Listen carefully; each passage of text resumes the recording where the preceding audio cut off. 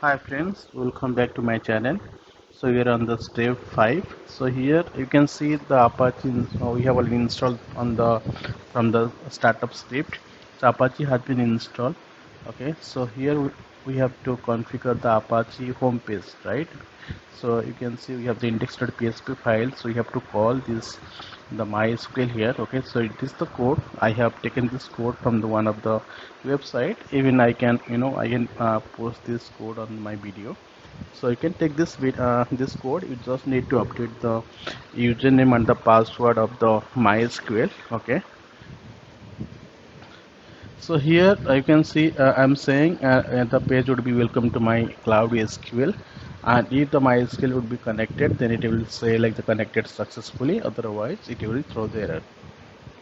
So let me save it, and once updated the index.php file, we have to restart the Apache service. The Apache service has been restarted. So let me open the Apache page again.